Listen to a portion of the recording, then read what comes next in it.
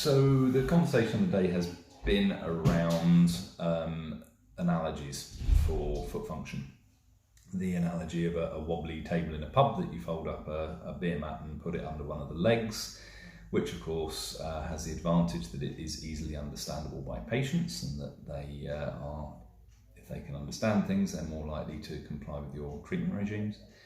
But there are some of us who don't like that analogy on the basis that it imparts a sense of malalignment or wrongness or fragility to a system where that may not be appropriate.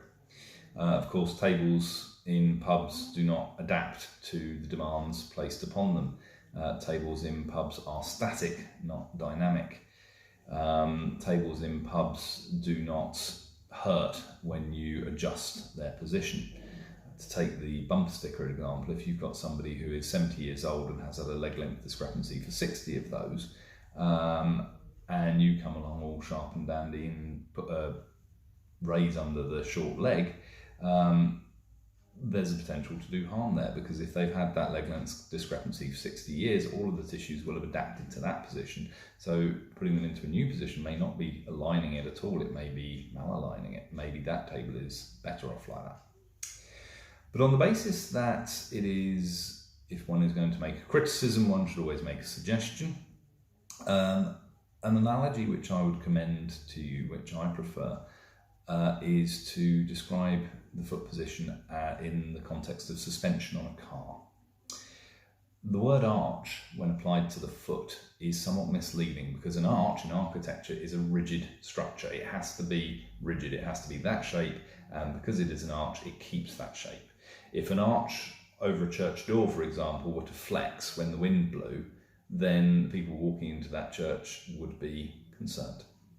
Whereas a foot is a movable dynamic structure. It's more like an engine than a piece of architecture.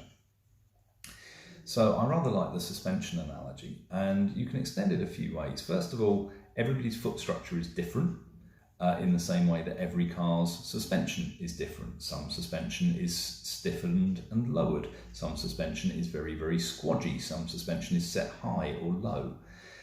In the same way as some feet are stiffer, or some are more pliable. Some are have a lower arch profile, some have a higher arch profile. And just like cars, it's not to say that any one of those different profiles is wrong, or malaligned, or overpronated, or for rear foot varus, or any of the other nasty sounding terms that we use for them. They're just differences. Afro-Caribbean feet, almost universally lower arch profile, wider and more flexible than Caucasian feet. That doesn't mean that Afro-Caribbean feet are wrong, or indeed that Caucasian feet are wrong. They're just different. They work differently.